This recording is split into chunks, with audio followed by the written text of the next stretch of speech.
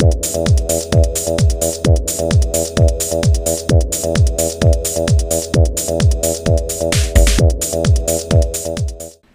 there folks, today I'd like to take a casual peek into the Super Street Fighter 4 El Fuerte action figure set by Jazwares. Now El Fuerte is part of a 2-pack that includes El Fuerte and Seth, and this video is going to focus on the El Fuerte figure. Now this set first came out in the fall of 2011, and I found this set at a Toys R Us selling for $14.99. Taking a look at the figures here in the package, you can see the both of them there. And this set is scaled to about 4 inches in scale.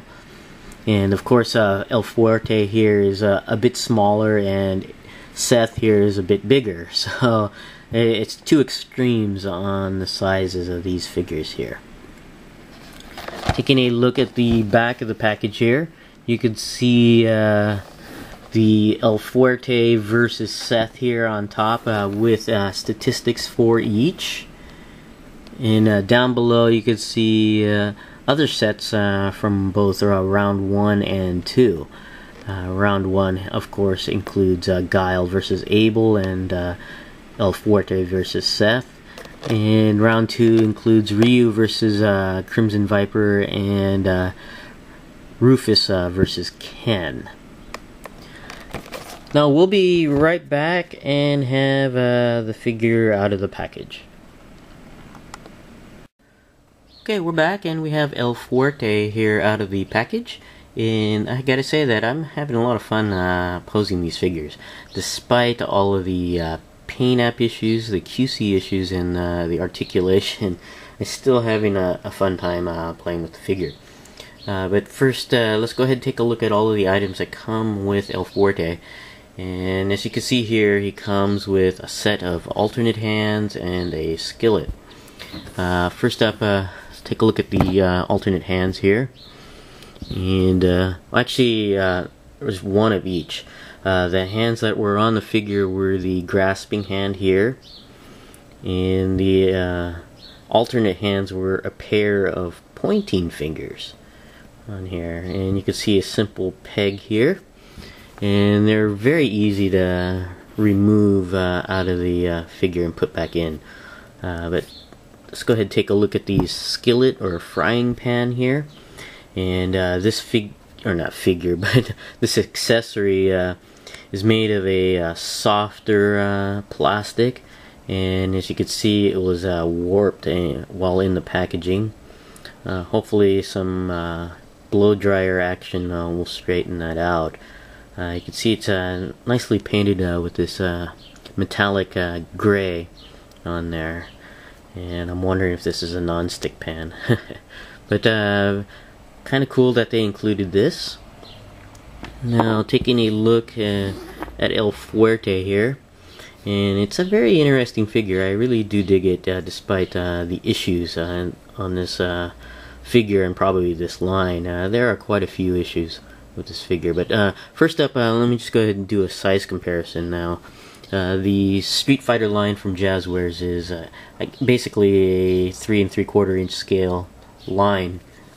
And the only other figure in that scale that I have right now available is the Scroll Soldier from Marvel Universe.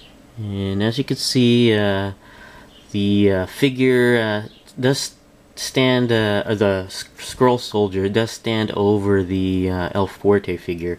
And that's because El Fuerte is a smaller guy in the scale. And if I had an average figure, it would probably size up well with the Marvel Universe line. But let's go ahead and take a closer look at El Fuerte here. You can see he has one of his alternate hands here in a pointing position. And as I said, it's very easy to pop those hands in and out on there. But looking at the sculpt of the figure, you can see it's pretty neat. There are some paint app issues with the mask area here, and you can see, I don't know if it turns out well on the video, but some of the gray for the outlines of the eyes and mouth area of the mask is not painted very well over here. But it's something I can actually fix. That's not too big a deal on there. And you can see the star pattern on his mask there. And also the hair jutting out from beneath the mask, and you can see some of the cross tie to the back of the mask there. It's actually kind of cool. And of course you got the little top knot for El Fuerte there. And El Fuerte is one of those, I guess, I can't pronounce it, those Mexican style wrestling sport, and it's actually kind of cool. And you got the these elbow pads here. It's got the sash, which part of the sash is a separate piece here on there. It's just looks like it's glued onto the waist down there. It's actually kind of cool. And you got the leggings here, the star pattern there, and some of the gold on there, which is actually painted well on the legs. This one's a little off right here. And then of course you got the boots on there with painted laces on there. So pretty neat design here. Now some of the issues, QC issues, is I don't know if you could see it right there, but let me just straighten the legs here. This leg here is okay at the hip, but looks like the peg joint here was angled downward on this one here. And some of the other El Fuerte sets I saw at Toys R Us were a lot worse. A lot of the pegs for the hips were angled downwards, and you really could see the bad QC on there. So that's the one thing to really look out for, especially, and also the paint issues with the figure. One thing that really was my fault is I actually while testing the articulation with the figure, this is one of the things I do when I get the figure out of the package, is actually move all of the joints on the figure. And I guess I was a little rough, and I actually snapped off the foot, the left foot of this figure, and I had to super glue the foot back on. It's on a hinge joint.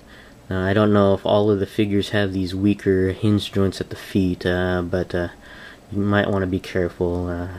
It was I was just moving it basically like this, and it just snapped off on here. So it looks like they may have some weaker joints at the ankles. That's something you might want to be aware of when you're playing with these figures.